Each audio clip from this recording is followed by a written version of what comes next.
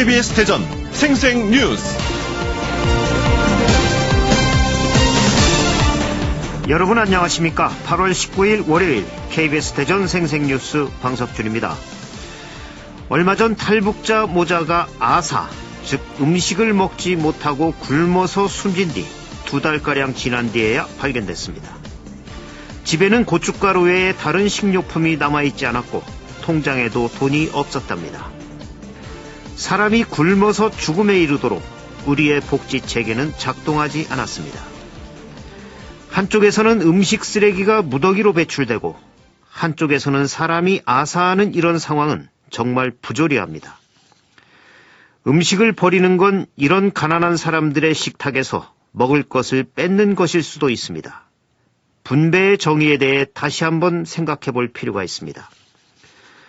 5년 전에도 송파 세무녀 자살 사건은 우리에게 큰 충격을 줬습니다. 복지 사각지대에 있는 사람들에 대한 사회적 관심이 절실합니다.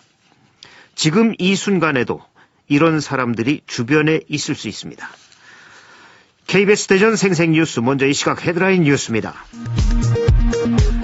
대전과 세종, 공주, 보령에 폭염주의보가 발효 중인 가운데 오늘 우리 지역은 무더위가 다시 찾아오겠습니다.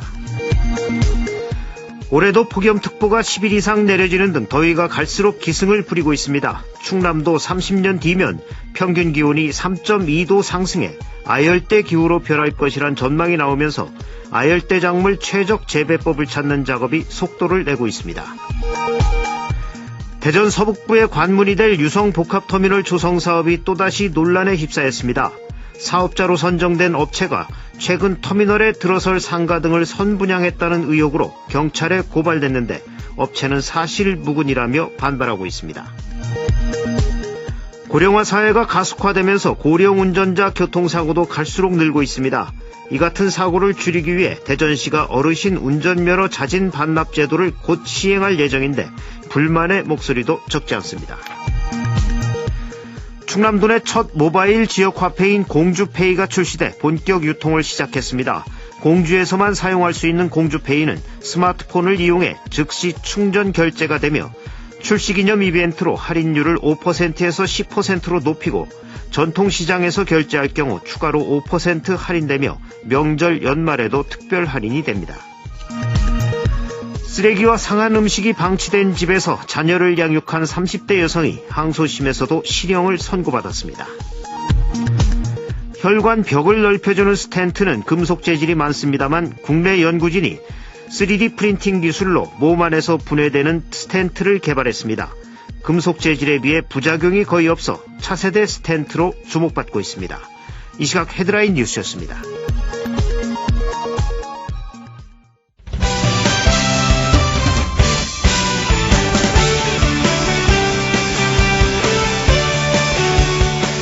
뉴스브리핑 순서입니다. KBS 대전 보도국의 이수복 기자 나와 있습니다. 이 기자 안녕하세요. 네, 안녕하십니까. 대전 서북부 주민들의 수건인 유성복합터미널이 조성되는가 싶더니 이 불법 사전 분양 의혹이 일면서 유성구가 사업자를 고발하는 등 또다시 이 사업이 위기를 겪고 있다고요. 네, 그렇습니다. 대전 유성구 복명동에 있는 유성시외버스터미널은 노후화된 시설과 화협소한 공간, 인근 도심의 극심한 교통정체까지 겹치면서 시민들이 많은 불편을 겪고 있는데요. 이에 대전시는 지난해 5월 바로 옆 동네인 구암동에 유성복합터미널을 짓기로 결정하고 사업자로 KPIH라는 업체를 선정했습니다. 그런데 이 KPIH라는 업체가 터미널에 들어설 상가와 오피스텔을 분양 신고도 하지 않고 불법적으로 사전 분양 사업을 진행했다는 의혹이 일었습니다. 네. 원래 업체가 그 분양 사업을 진행하기 위해선 토지를 매입해야 하고 자치단체에 분양 신고를 해야 하는데요. 그런데 이 KPIH는 유성복합터미널 건축 허가만 받았을 뿐 600억 원 상당에 이르는 토지 매입과 또 분양 신고 이 둘 다 하지 않은 겁니다. 네. 이런 와중에 유성구 쪽으로 KPIH가 일부 재력가들에게 투자를 권유했고 또 모델하우스도 몰래 열어서 분양 사업을 진행하고 있다는 제보가 수십 건씩 쏟아졌습니다. 그래서 이 유성구는 사실 확인에 나선 거고 또 KPIH의 자금관리 신탁회사로부터 투자자가 분양 예약금을 이 그 KPIH에서 관리하는 그 통장으로 입금했다는 사실을 확인하고 불법 분양을 했다면서 유성구가 경찰에 고발을 한 겁니다. 예, 그렇군요. 그런데 이 KPIH 측은 이 같은 불법 사전 분양 의혹을 완강하게 부인하고 있다고요. 네, 제가 이 KPIH 업체 대표와 직접 접촉을 해서 업체 측의 입장을 들어봤는데요. 유성복합터미널 건물의 불법 사전 분양은 전혀 사실이 아니라고 항변했습니다. 이와 함께 그 신탁사 그 계좌로 들여온 그 분양 예약금, 이거는 투자자가 일방적으로 보낸 거고 당연히 분양 계약서도 없었다. 그리고 모델하우스도 지금 직원 교육 중이고 아직 열진 않았고 그렇기 때문에 사전에 일체 분양 행위를 하지 않았다는 입장입니다. 네. 또 그러면서 그 금융사가 대규모 부동산 사업에 무담보 대출을 해주는 프로젝트 파이낸싱이라고 하죠. 이른바 PF 대출을 받아서 이번 주 중으로 토지 매입을 끝내고 적법한 절차에 따라 분양 사업에 들어갈 계획이라고 덧붙였습니다. 아울러 유성구를 영업방해 혐의로 맞고소할 것인지 검토 중에 있다고도 말했습니다. 예.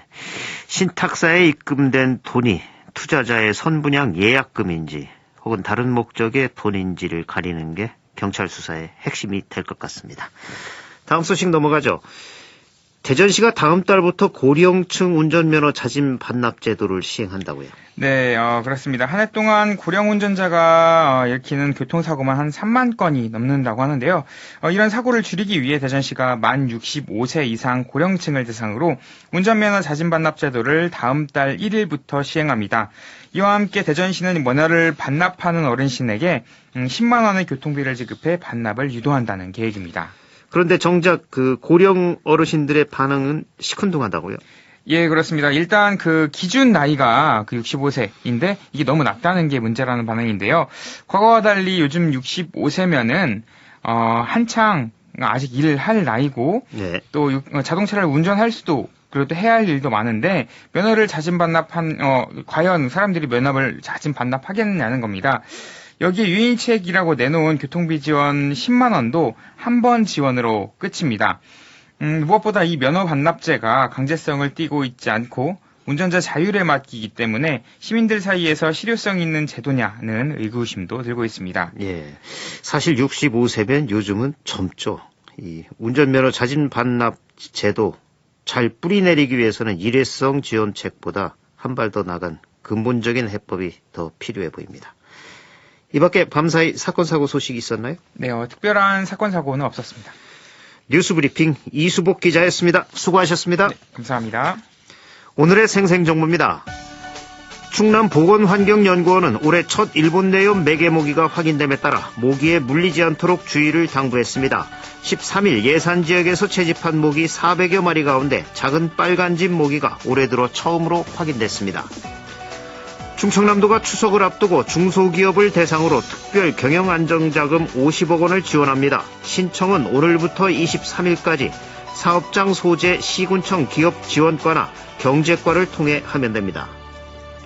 대전시가 청년 주거비를 지원하는 청년주택임차 보증금 융자 지원 사업 희망자를 추가 모집합니다. 대상은 대전에 주소를 두거나 대전 지역 대학이나 직장에 재직하는 만 18세 이상 39세 이하의 미혼 청년이며 대전시 홈페이지를 통해 신청하면 됩니다. 구여구는 생계형 체납자에 대한 체납 처분과 행정 제재를 유예하기로 했습니다. 생계 유지수단 차량의 등록번호판 영치를 유예하고 영치된 번호판도 반환 조치할 것이며 급여 압류, 예금 압류 등도 해제할 예정입니다.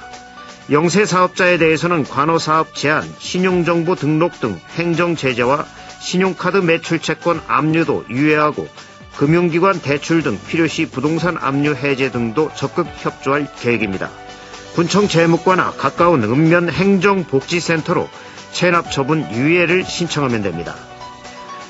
한국조폐공사는 안중근 의사 하얼빈 의거 110주년 기념메달을 발표했습니다. 기념메달은 금메달과 은메달, 대형 은메달 3가지로 메달 앞면에는 죄수복을 입은 안중근 의사의 초상과 안 의사가 직접 쓴 독립 2글자가 새겨졌습니다. 일회용품 사용을 줄이기 위해 대전시가 다회용품 무료 대여 서비스를 운영합니다. 각종 회의나 행사가 있을 때 필요한 유리컵과 스테인리스 컵, 다과 접시, 자외선 컵 소독기 등 800여 개를 대여해줍니다. 신청은 대여일 일주일 전에 대전시 자원순환과로 할 수 있습니다. 날씨입니다. 대전과 세종, 공주, 보령에 폭염주의보가 발효 중인 가운데 오늘 우리 지역은 무더위가 다시 찾아오겠습니다. 오늘 낮 최고 기온은 대전과 세종 33도, 논산과 부여 32도, 홍성 30도, 천안 29도 등 29도에서 33도의 분포를 보이겠습니다. 내일은 맑다가 밤부터 구름 많겠으며 아침 최저 기온은 19도에서 23도, 낮 최고 기온은 31도에서 33도로 예상됩니다. 지금까지 생생정보였습니다.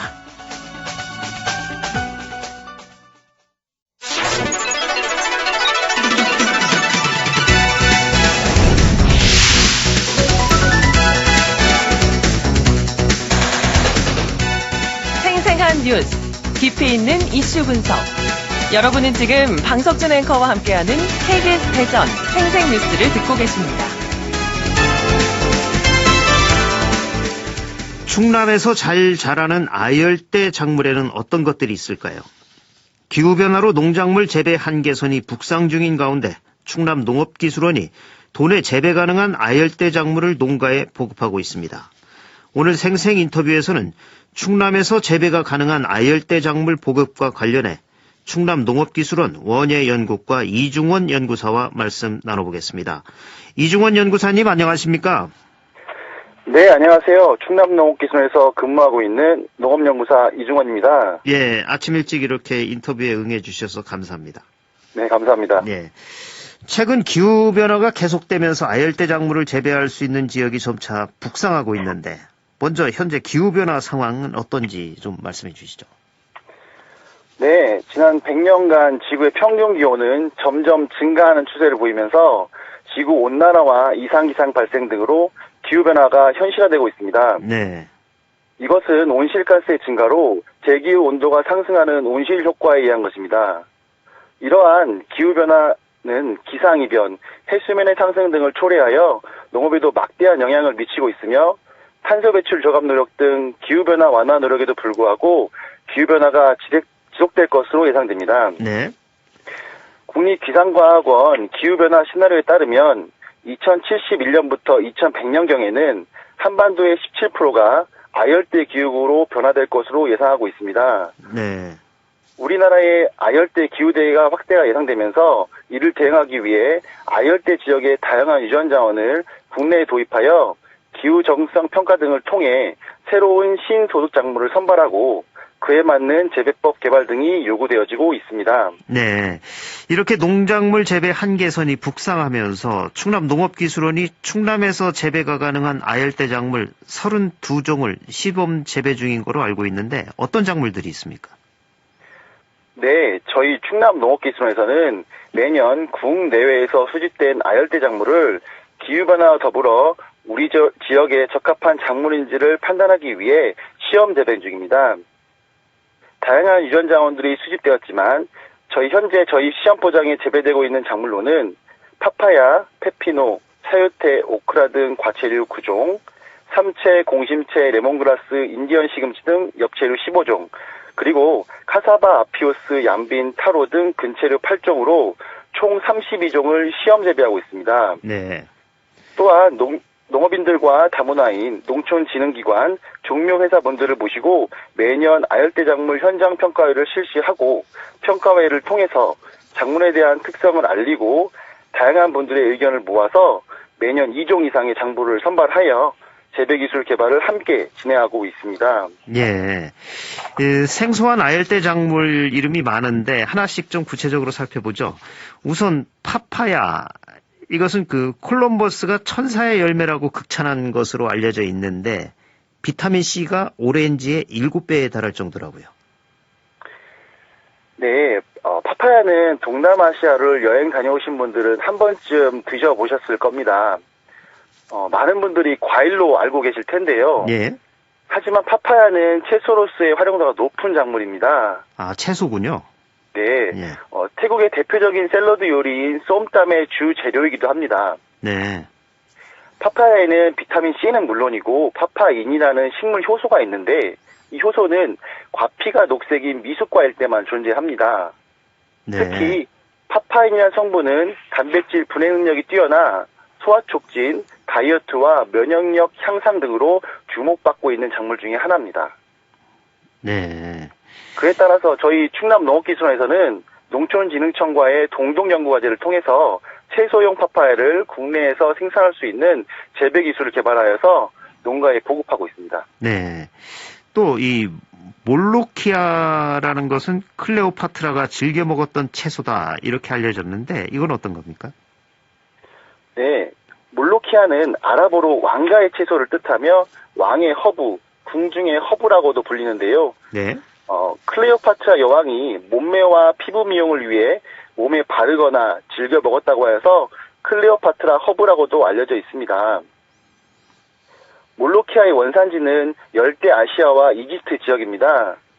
일조량과 강수량이 많으며 바람이 적은 지방에서 자생하던 아욱과 1년생 작물로 베타카로틴이 시금치 대비 3.2배, 칼슘은 4.7배나 높은 채소입니다. 네. 몰로키아 형태적 특징은 잎이 깻잎과 비슷한 미세톱니가 있으며 길쭉한 타원형 모양으로 잎자루 부분에 뾰족한 팁이 나와 있습니다. 네. 또한 줄기나 잎을 손으로 비벼보면 끈적끈적한 점액질이 있고 녹황색이 매우 진하며 직립으로 성장하는 특성이 매우 강한 작물입니다. 예. 또 일반 시금치에 비해서 칼슘이 45배나 많은 인디언 시금치도 충남에서 재배가 가능하다고 하는데 이건 어떤 겁니까? 네, 일반적으로 충남 지역 노지에서도 충분히 재배가 가능합니다. 네. 3에서 4월에 육묘하여서 5월에 정식을 하면 한 달 이후부터는 줄기나 잎 등을 같이 수확할 수 있습니다. 네. 동남아시아 열대지방이 원산지인 인디언 시금치는 1년생 덩굴 채소로 일반 시금치보다 2배 이상 큰 잎이 특징입니다. 네. 이 큰 잎에는 베타카로틴과 비타민C를 비롯하여 각종 미네랄 성분들이 함유되어 있습니다. 특히 칼슘은 일반 시금치의 45배, 비타민 A와 철분은 8배나 많이 함유하고 있는 영양소가 풍부한 채소입니다. 인디언 시금치는 다양한 요리로도 활용할 수 있는데요. 쌈 또는 샐러드로 이용하거나 살짝 데친 것을 나물이나 국거리로 활용할 수 있습니다. 또한 튀김 요리나 볶음 요리 등으로 다양하게 활용할 수 있는 채소입니다. 예, 아주 좋은 채소군요. 네. 이 밖에도 또 그 잉카 제국에서 신이 내린 곡물이다 이렇게 알려진 아마란스. 이 아마란스는 필수 아미노산 등 영양 성분이 풍부한 채소라고요. 네, 이 아마란스는 비름과에 속하는 1년생 작물입니다. 원산지가 안데스 산맥 지역으로 고산작물 특성상 지대가 높은 고랭지에서 재배가 적합한 것으로 알려져 있습니다. 네. 보통 아마란스라고 하면 단백질이 풍부한 곡물로 알고 계신 분들이 많으실 텐데요. 네. 곡물로 이용하여도 완전한 식품으로 좋은 작물이지만 곡물이 아닌 잎과 줄기를 채소로 활용할 경우 곡물보다 기능성이 월등히 향상됩니다. 네. 그 중에서 항산화 활성은 5배, 페놀 함량은 8배나 증가하는 것으로 알려져 있습니다. 또한 단백질 함량은 새싹, 나물 모두 종자보다 2배 이상 증가하며 무기질 함량 또한 풍부한 채소입니다. 이 아마란스를 쌈 채소로 활용할 수 있으며 줄기와 잎을 건조시켜 차로도 이용할 수 있습니다. 예. 이 밖에도 충남에서 재배가 가능한 아열대 작물 또 어떤 것들이 있습니까? 네, 대표적으로 공심채와 오크라가 있습니다. 그중 공심채는 줄기 속이 텅 비어있는 채소란 뜻으로 동남아시아에 여행 가시면 가장 많이 드시는 채소 중에 하나입니다. 네. 동남아시아에서는 모닝글로리라고도 불려집니다. 네. 공심채는 보통 줄기와 잎을 활용하는데 독특한 맛과 향이 없어서 무미, 무취가 특징인 채소로 나물, 볶음, 국 등 다양한 요리에 활용할 수 있습니다. 오크라의 경우 중국이나 일본 등에서는 여자 손가락 모양과 비슷하다 하여 레이디스 핑거라고 불리는데 고추와 모양이 비슷해 매울 거라고 생각하는 분들이 있으실 겁니다. 하지만 전혀 매운맛이 없는 채소로 열매에는 끈적끈적한 점액질 성분이 많이 들어있는데 이 점액질 성분은 뮤신이라는 기능성 성분으로 우리 몸속에 콜레스테롤 수치를 낮춰주는 능력이 있는 것으로 알려져 있습니다. 네. 연한 열매는 살짝 익혀 샐러드로 이용하기도 하고 무침, 볶음, 절임 등 다양하게 이용됩니다. 예, 아주 다양한 아열대 작물들이 지금 시범 재배되고 있고 또 농가에 보급이 되고 있는데 중요한 것은 이게 난방 등의 별도 에너지 투입이 없이도 그 재배가 우리나라에서 가능한 건지 하는 부분인데 이건 어떻습니까? 저희가 앞서 소개한 작물들은 우리 지역 노지에서도 재배가 가능한 작물 위주로 선발하였으며 네. 선발된 작물에 대한 연구 개발을 함께 진행하고 있습니다. 선발된 작물들은 아열대 채소 작물로 주로 1년생이며 특히 엽채류 및 일부 과채류의 경우에는 재배 기간이 매우 짧아 우리 지역 소득 작물로 충분히 가능성이 있다고 생각을 합니다. 네. 하지만 아직 아열대 과수는 조금 다르다고 생각을 합니다. 과수의 경우 단연생 작물이 대부분이고 월동을 해야 하는 특징이 있습니다. 예. 네, 그러다 보니 난방을 통해 겨울을 보내야 합니다. 그렇죠. 또한 경영비 측면에서도 시설비, 관리비 등이 많이 자금이 투입돼야 하기 때문에 아직은 접근이 쉽지만은 않은 상태입니다. 예. 비록 지금 당장은 아니지만 기후변화에 따라 점차 아열대 기후로 변화될 것으로 전망되면서 식물 성장 가능 기간이 증가한다면 우리 지역에서도 더욱 다양한 작물이 재배될 것으로 보고 있습니다. 예. 현재로서 잎채소류는 재배가 가능하다. 하지만 네, 과일나무는 좀 그렇다. 이런 말씀이시죠? 예. 네, 그렇습니다. 이 난방 없이도 아열대 작물 재배가 가능하다면 이게 농가의 새로운 소득원이 될 수도 있을 텐데 기대 효과는 어떻습니까? 네, 아직은 걸음마 단계라고 생각을 합니다. 현재는 이주 노동자, 다문화 가족들 위주로 판매가 되다 보니 네. 소비량이 적어서 아직은 새로운 소득원이다라고 말씀드리기는 다소 이른 것 같습니다. 네. 하지만 기존에 우리나라에 들어와 있는 작물들 또한 우리나라가 원산지인 작물은 많지 않습니다. 네. 새로 도입된 아열대 작물에는 위장을 보호하는 뮤신, 소화를 촉진하는 파파인 등 다양한 기능성 성분을 함유하고 있는 작물들이 대부분입니다. 이러한 기능성을 홍보하고 우리 입맛에 맞는 음식을 함께 개발한다면 외국인뿐만 아니라 우리 국민분들의 소비도 증가할 것이며 그에 따라 자연스레 아열대 작물을 생산하는 농가분들도 늘어날 것으로 전망하고 있으며 그로 인해 우리 지역의 농가분들의 새로운 소득 자원으로 활용할 수 있을 것으로 생각을 합니다. 예. 이 아열대 작물이 농가 소득으로 이어지기 위해서는 보급도 확대하는 것은 물론 판로 확보도 중요한 것이군요.